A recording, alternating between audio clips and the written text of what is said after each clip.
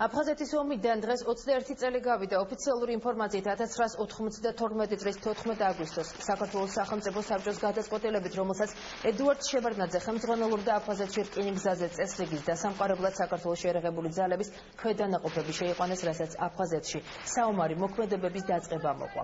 აფხაზეთში 14 აგვისტოს დაწყებული საომარი მოქმედებების ძირითადი ფაზა 13 თვე და 13 დღე გაგრძელდა და 1993 წლის 27 სექტემბერს სოხუმის დაცემით დასრულდა.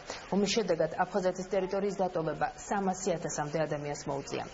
საომარ მოქმედებებს ქართველი ჯარისკაცები და მშვიდობიანი მოქალაქეები საერთო ჯამში 10,000-მდე ადამიანი შეეწირა. დღევანდელ დღესთან დაკავშირებით აფხაზეთის რესპუბლიკის მთავრობის თავმჯდომარის მოვალეობის შემსრულებელმა ვახტანგ ყოლბაიამ და თავდაცვის სამინისტროს წარმომადგენლებმა ტერიტორიული მთლიანობისათვის დაღუპულ გმირთა მემორიალი ყვავილების გვირგვინით შეანგეს.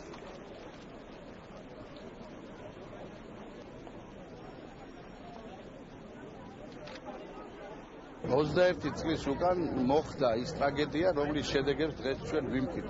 და არა მარტო ის ხალხი და ის დედები კი არა, ჩემს უკან როდგანაც შავებში ჩაცმული ქალბატონები და მამაკაცები, არამედ მთელი საქართველო, სრულიად საქართველო. მთელი საზოგადოება ერთად უნდა დავდგეთ იმისათვის, რომ ჩვენ დავბრუნდეთ ჩვენს მეზობლებთან, ჩვენს ახლობლებთან.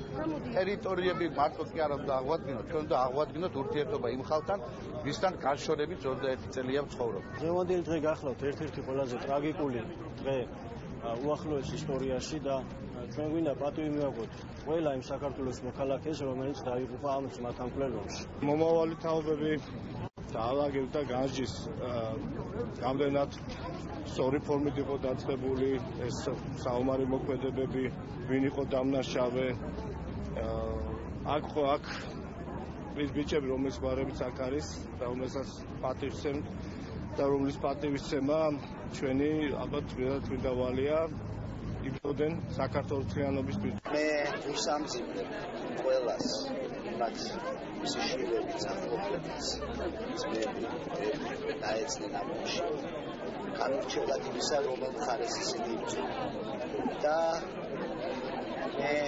ერთმნიშვნელოვნად ვხედავ ამ კონფლიქტის, ამ დაპირისპირების გადაწყვეტის მიმართულებას.